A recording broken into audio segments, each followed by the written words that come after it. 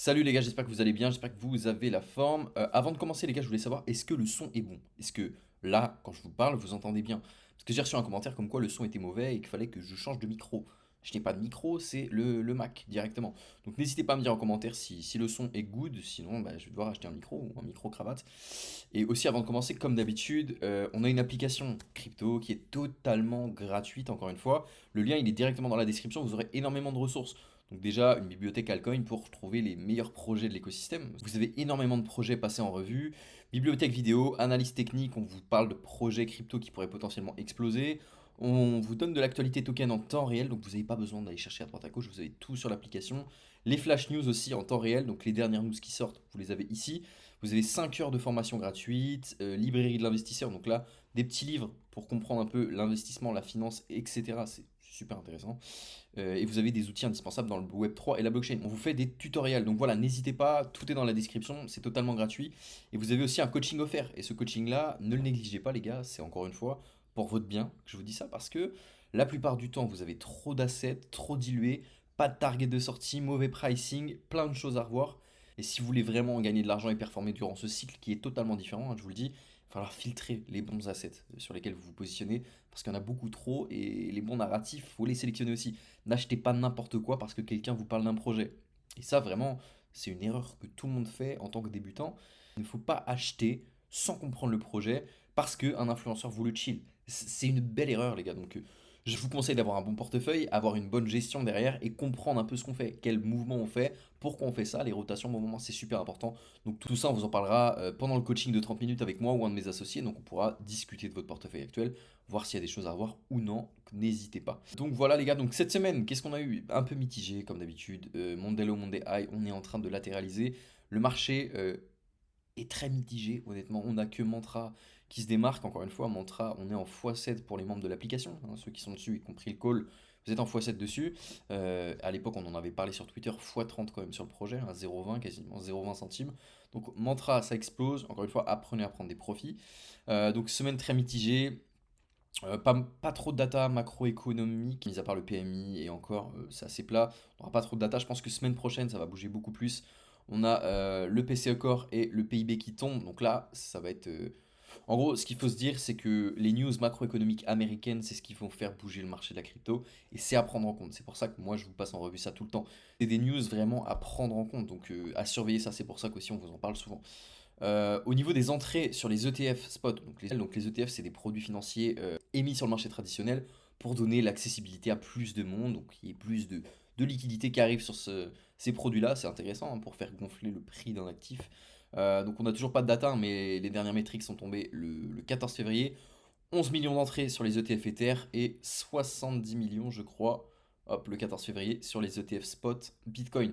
Encore une fois, on voit qu'il y a un gap énorme entre Ethereum et Bitcoin, mais à terme, je vous le dis, hein, il y aura un reverse et on verra beaucoup plus d'afflux de liquidité qui va arriver sur l'ETF Ethereum. Encore une fois, c'est pas un conseil d'investissement, mais je pense que faire des rotations maintenant, c'est pas une mauvaise idée. Maintenant, encore une fois, gestion de risque, etc. Et regardez la temporalité aussi, ça c'est super important. Au niveau de la cyclicité actuelle, on en est où dans le cycle au niveau de Bitcoin? On en est juste ici. Donc la line en bleu, c'est la line Genesis, et nous, on est la line en rouge. On est juste ici durant le cycle. Juste avant une potentielle phase parabolique. Si on se fie à ce qui s'est passé les années précédentes, on voit quand même qu'on arrive à des niveaux intéressants. Toujours intéressant de regarder la cyclicité et où on en est dans ce cycle. Au niveau de Bitcoin, qu'est-ce qu'on nous fait de beau Bitcoin? Encore une fois, je vous avais dit, euh, on était entre ce monde est low, ce monde est high et on allait latéraliser, ça bouge pas, on est venu chasser les stops plus bas juste ici. On va continuer à latéraliser, on a ce cluster là que je surveille encore une fois qui fait guise de polarité au niveau des 91 314 quasiment, 400 quasiment, donc ce niveau là. Hop, donc tout ce niveau là pour moi à venir bosser car on laisse des choses derrière nous. Voilà, si on prend du recul les gars, je vais être très honnête, on latéralise encore et on a le même scénario qu'à l'époque, hein, quoi qu'on dise. On a le même scénario qu'à l'époque où on avait notre bullish flag qui a commencé du 26 février et puis qui a terminé en octobre. Donc c'était très long. Là, on a une pattern qui est quasiment similaire et on est en plein range. Et ça va durer encore un moment, je pense, honnêtement. Je pense qu'on n'a pas fini. On n'a pas assez de capitulation sur le marché. Donc je me répète beaucoup, hein, encore une fois, mais l'update, voilà, c'est pour vous tenir informé s'il y a des mouvements drastiques entre temps. Là, il n'y en a pas eu. Donc ça bouge pas. La polarité, les mèches plus bas, et ouais, on a ce lot là aussi qui me trigger pas mal. Donc Pour moi, en fait, on a des clusters plus bas. Maintenant, à voir ce qui se passe. Si on se met en weekly, par exemple, qu'on prend l'impulsion retracement de Fibo, qu'on prend le plus bas, qu'on prend le plus haut, on a les 0,38 de Fibo, juste ici, ce cluster-là, hop, juste ici, avec un gap énorme, donc une FVG. Donc ça, c'est des zones à travailler pour moi, encore une fois. J'ai l'impression qu'on n'a pas venu tout combler. Donc vous voyez où il y a la zone bleue et orange. Je pense qu'au niveau des 85 000, il y a des choses. Il y a des choses et ça me ferait peur. En plus, ça serait la continuité de l'EMA 200 Période Expo. Donc mon scénario ne bouge pas sur Bitcoin. J'ai toujours des scénarios à la baisse. Encore une fois, sur du multi-time frame, en plus, on le voit, c'est assez flou. Vous voyez, en weekly, on a l'achat, daily vente, 4 heures vente, H1 vente. Et on le voit de toute façon, hein, RSI en dessous des 50, etc. Donc voilà, ne vous précipitez pas, je pense qu'on n'a pas assez de métriques pour l'instant pour commencer à se fier au marché. Donc voilà, ETH BTC, hier on a eu un petit regain, paire ETH BTC, donc voilà, on est toujours dans le falling wedge. Donc ce qui est cool, c'est que j'attendais la clôture monthly, on l'a pas encore, mais on est au-dessus. Donc, quoi qu'on me dise, tant qu'on maintient ça au-dessus de cette trendline là, qui est approximative encore une fois, plutôt positif. Donc on patiente. En tout cas, on a un scénario qui est assez similaire à l'époque. Si on regarde Other, donc ça c'est le crypto total market cap si on exclut le top 10 de la dominance. Moi ça me fait peur parce qu'on a eu 1, 2, 3, 4 points de contact et là on est venu break. On est venu break encore une fois. Est-ce qu'on a une clôture monthly? Non.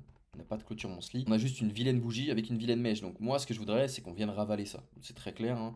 C'est qu'on vienne ravaler ça et qu'on vienne clôturer au-dessus. Et qu'on reste au-dessus de cette trendline là qui est... Bon, j'ai pas réussi à la faire. Tant pis. Et vous voyez un peu ce que je vais vous dire. Toute cette zone là où il y a la trendline là, faudrait rester au-dessus. Ça serait plutôt positif à terme. Donc voilà. On va regarder Tao les gars, donc c'est pas la joie Tao, hein. Si on prend un peu de recul, on avait cette ascendance qui était pas valide du tout, hein, rien à voir. On a cette polarité, on la maintient pas mal, donc encore une fois.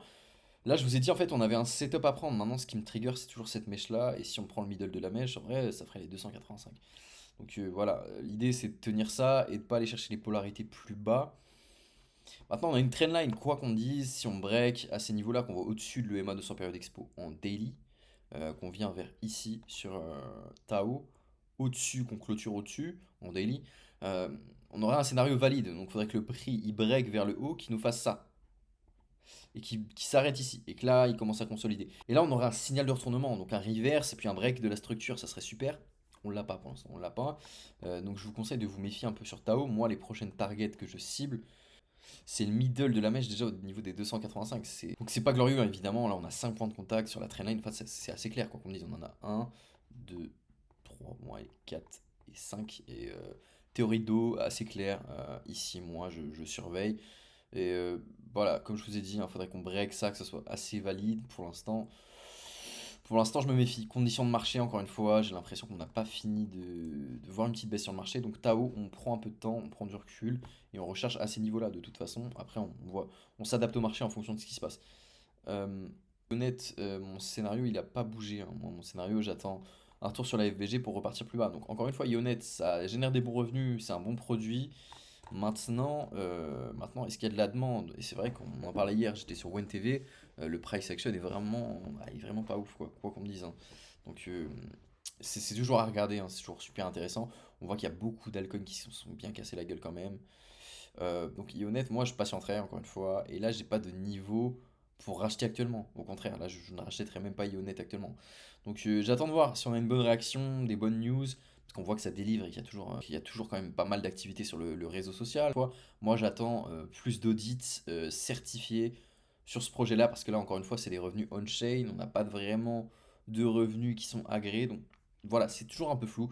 Donc encore une fois, on attend la FVG, ces niveaux-là, on voit ce que fait le prix, s'il rejette, on verra si on revient pas sur ces niveaux-là au niveau des 1,22, hein. Je pense que c'est des scénarios à prendre en compte. Peak Network, on va regarder Peak Network, ça se ramasse. On voyait le double top là. On voyait le double top là. Euh, donc voilà, j'avais dit faut tenir cette polarité à l'époque. J'avais dit ça, faut tenir, sinon c'est pas ouf. C'est pas ouf. Ça va pas louper, ça s'est bien cassé la gueule. Encore une fois, ce projet-là, c'est plus un projet à holder sur le long terme, je pense honnêtement. Encore une fois, ça ne doit pas faire partie intégrante de votre portefeuille. Mais là, on devait venir chercher ces niveaux-là. Donc j'avais mis un niveau ici, au niveau de 1,18 quasiment. On est venu chasser. Maintenant, voilà, on a une distribution qui est très claire. Et je pense que ça va consolider un moment. Ce projet-là, encore une fois, le narratif est clean. Ok? Est-ce que ça va se démocratiser maintenant? Je ne sais pas, mais en tout cas, moi en perso, je reste exposé à ce projet-là. Mais là, c'est pour plusieurs années, encore une fois. Là, je suis holder long terme sur Peak Network parce que je pense que fondamentalement, il y a vraiment des choses à faire de ce côté-là. Donc voilà, Peak Network se casse. Si vous avez une vision court terme, moyen terme, faut que de ces positions. Moi, vision long terme, je hold mes Peak Network et limite, je continuerai mon DCA sur du long terme parce euh, que ça soit dans ce cycle-là ou l'autre, je pense qu'il peut vraiment nous proposer des choses incroyables. Et ça bosse vraiment, il y a beaucoup de protocoles qui se lancent sur la chain et on voit qu'il y a des narratifs qui pop grâce à ce projet-là. Moi, j'y crois. Fondamentalement, il y a tout ce qu'il faut au niveau de pic. Maintenant, le price action est vraiment mauvais, ça, c'est indéniable. On va regarder WorldCoin. WorldCoin, pour moi, on avait des setups. Maintenant, on n'est pas venu SL, mais je pense que WorldCoin, c'est intéressant aussi sur le long terme. Je pense honnêtement que ces projets-là, faut pas les négliger. WorldCoin, ça va être indispensable pour le futur. Donc en avant en portefeuille, c'est pas débile. Donc distribution, accumulation. Donc là, c'est très clair, hein.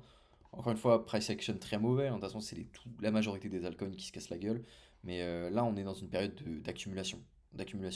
Et on revient sur des bornes basses. Donc moi, en vrai, à l'heure actuelle, si j'ai de la liquidité, racheter du WorldCoin là, c'est pas déconnant.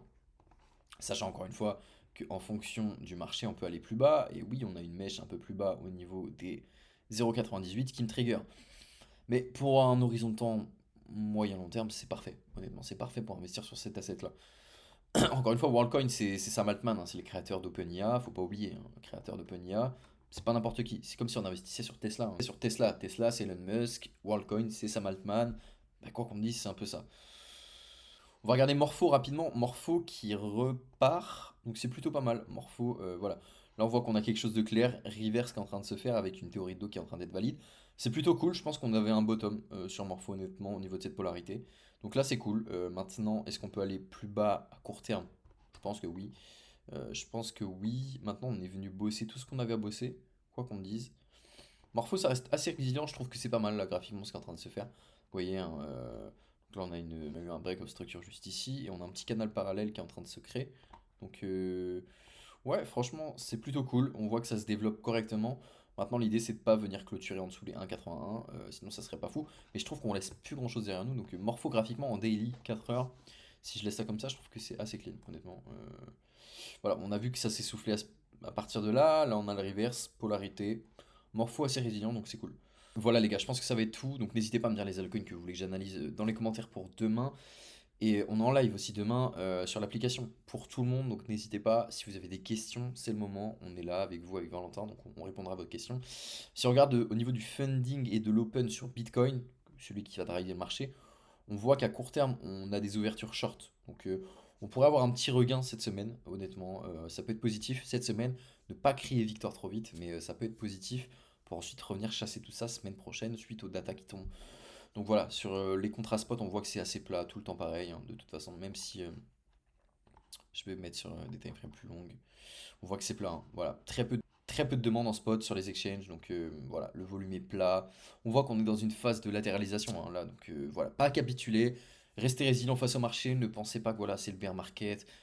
Voilà, on arrive dans des phases de peur sur le marché, pas assez selon moi, mais c'est vrai qu'on voit que beaucoup de gens commencent à capituler. On voit que sur le CT, donc sur Twitter, tout le monde est un peu en panique, en hyperventilation. Donc prenez un peu de recul et restez détaché de ce marché-là. Et encore une fois, si vous êtes impacté émotionnellement par votre portefeuille actuel, c'est que vous avez sûrement investi plus que ce que vous êtes prêt à perdre. Et la gestion de risque, la gestion de portefeuille, elle est vachement mauvaise, les gars. Toujours investir ce que vous êtes prêt à perdre, c'est le plus important. Sinon, bah, vous passez des moments difficiles et ça impacte votre environnement, votre famille, vos proches et c'est pas cool. C'est pas cool. Donc vraiment, restez un peu détaché de votre portefeuille. C'est le plus important. Vous êtes investisseur, vous avez des convictions, vous avez normalement une base d'assets solide si vous avez bien géré votre portefeuille.